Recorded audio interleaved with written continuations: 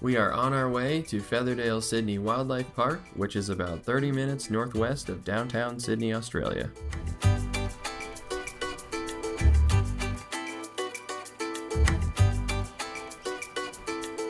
Open 8 a.m. to 5 p.m.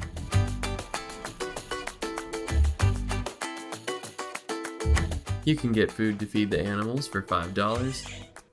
Just checking to make sure I get the cup with the most food. When you enter the park, the first thing you'll see is birds. So let's start there. These critically endangered, colorful birds aren't swifties, but swift parrots. They mainly live in Tasmania and like to sing when they eat. The next fowl to see, going from smallest to largest, is the kookaburra. This laughing bird is fairly common in Australia, and we saw one right outside of our Airbnb. These are glossy black cockatoos. They are rare, monogamous birds that lay one egg every 2 years.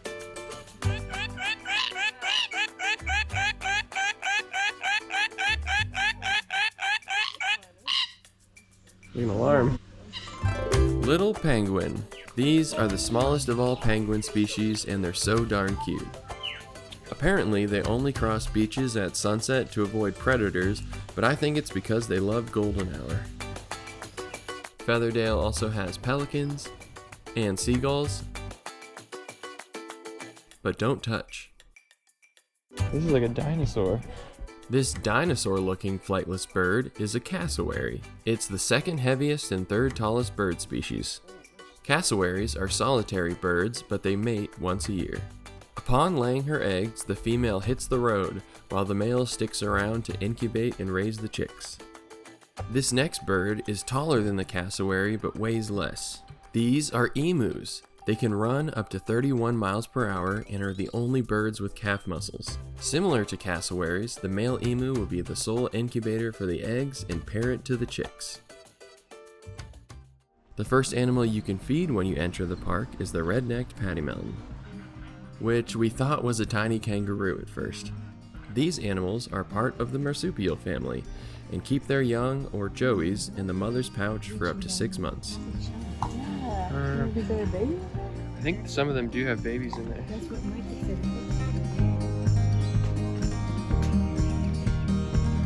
To feed them, you just put a little of the provided food on your hand and see if they come to eat.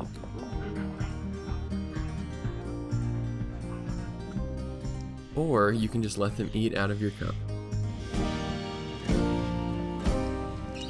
Can I pet it?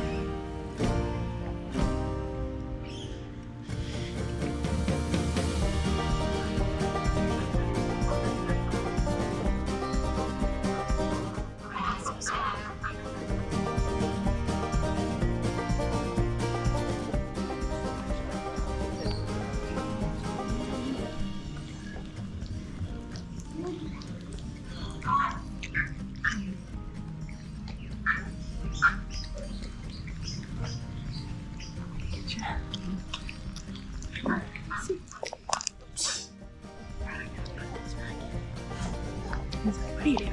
Take nothing. So these aren't kangaroos though. No. These are something. This chonky thing is a wombat, which, surprisingly, at least to me, is a part of the marsupial family. I used to think that marsupials were just animals that looked like kangaroos, when in reality, the common trait of marsupials is giving birth to these teeny tiny premature offspring that cling to the mother's nipple for months. And many marsupials have pouches for their young, including wombats, which shocked me. They kind of just look like boars to me. I know, these are kind of dangerous. Wombats mainly use their claws for digging, as they are herbivores.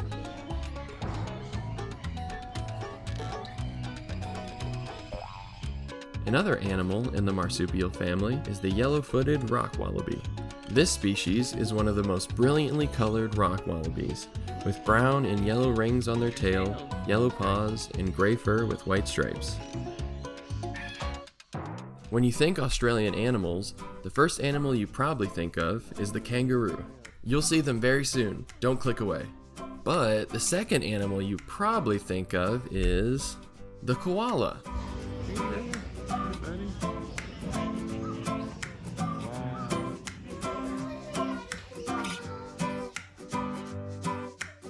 This eucalyptus munching marsupial can sleep up to 18 hours a day.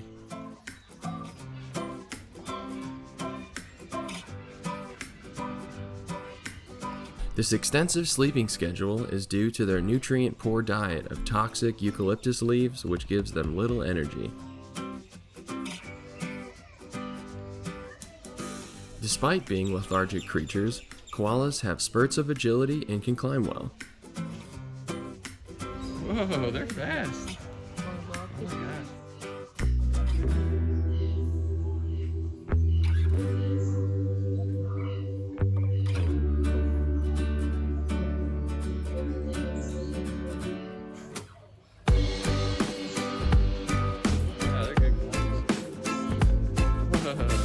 Grandma's about to take a poop on you.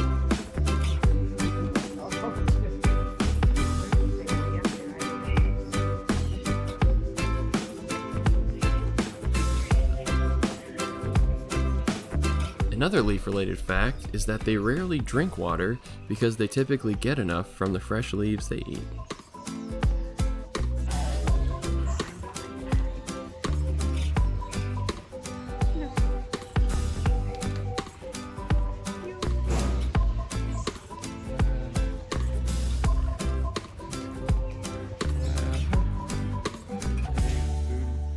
An equally cute Australian critter is the echidna.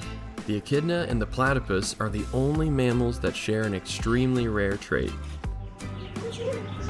A mammal that lays eggs. Wow. They lay eggs. While echidnas look like porcupines, they can't eject their spikes like a porcupine, but they can move each of them independently due to muscles at the base of the spine.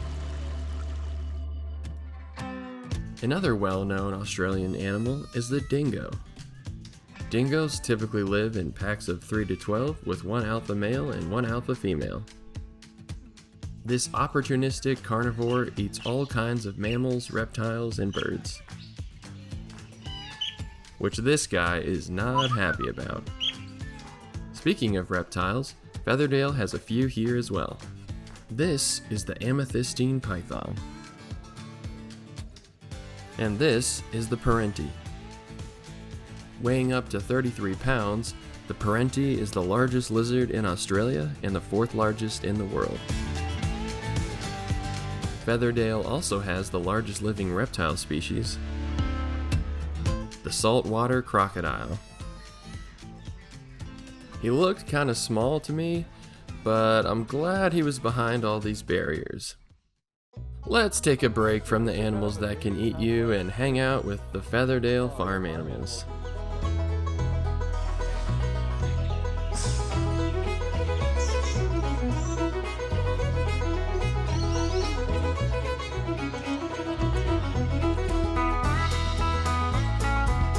This one is not impressed.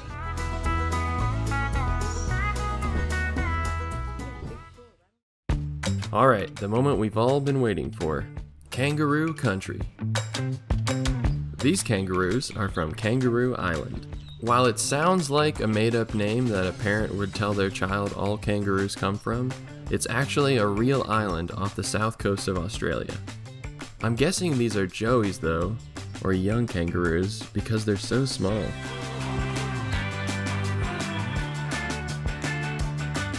It was so cool to feed these little guys. And when they had enough, they would just hop away.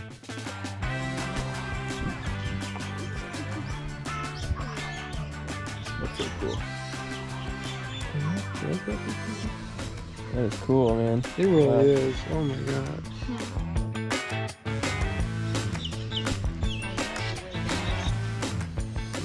Scratchy? That was so cool. When these little joeys become adults, they can stand between 5 to 6.5 feet tall. According to Featherdale's website, due to a lack of predators on Kangaroo Island, KI kangaroos are the slowest moving kangaroo species.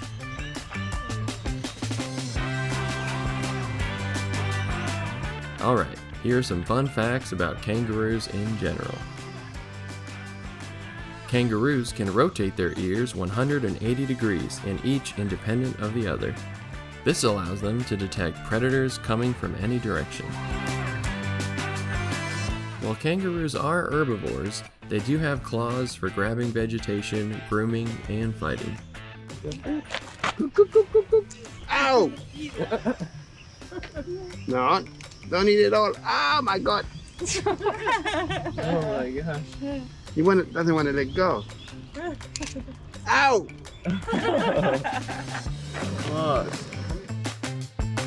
It was so much fun hanging out with these critters. There was also this rare albino kangaroo.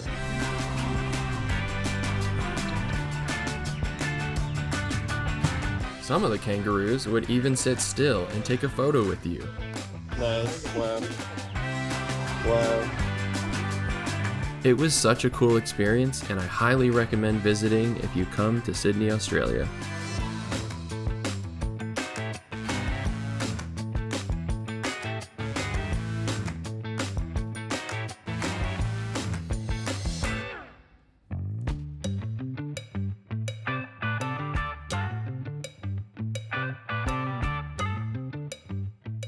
Ever since I was a kid, I wanted to be a good fellow tree kangaroo.